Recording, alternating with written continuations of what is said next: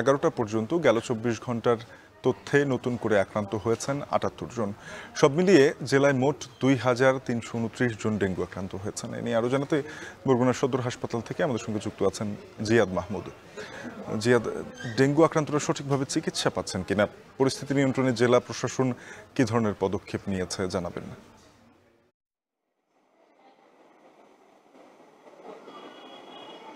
Shafin, dengue আক্রান্ত রোগীদের চিকিৎসা সেবার জন্য সদর হাসপাতালে যারা চিকিৎসক রয়েছেন তারা প্রাণপণ চেষ্টা করেছেন। তবে আজকে এখানে এসে একটি বিষয় আমাদের দৃষ্টিগোচর হয়েছে যে দুটো লিফট রয়েছে বগুড়া সদর হাসপাতালে, তার মধ্যে একটি লিফট নষ্ট হয়ে গিয়েছে এবং এই লিফটটি মাসের মধ্যে 15 দিন নষ্ট থাকে বলে অভিযোগ এখানকার স্থানীয় যে বাসিন্দা রয়েছেন তাদের। আরেকটি বিষয় যে এই বিষয়টিকে গণপূর্ত বিভাগ তারা কিন্তু মোটেই তোয়াক্কা করছেন না, তদারকি করছেন না বলেও অভিযোগ রয়েছে।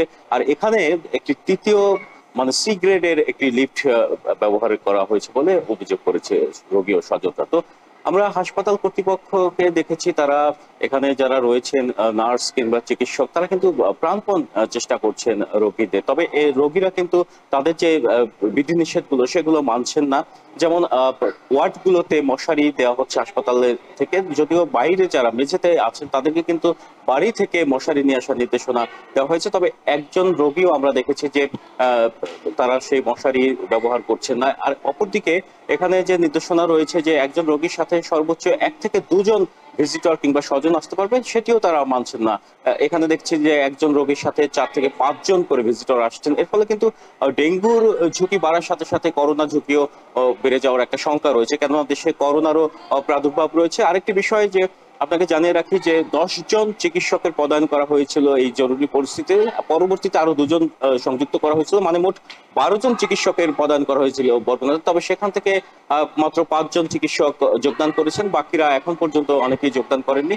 আর এখানে আমরা দেখেছি যে আপনি যেটি বললেন যে গত 24 ঘন্টা আছে সকাল 11টা পর্যন্ত 78 জন রোগী নতুন করে শনাক্ত হয়েছে এবং এই হাসপাতালে সহ যে স্বাস্থ্য কমপ্লেক্স গুলো রয়েছে উপজেলা পর্যায়ে সেখানে মোট 221 জন ডেঙ্গু রোগী ভর্তি রয়েছেন। ইতিমধ্যেই ডেঙ্গু আক্রান্ত হয়ে 5 জন মারা গিয়েছেন, যদিও সেটি সরকারি হিসেবে, বেসরকারি হিসেবে মৃতের সংখ্যা 10 জনেরও বেশি।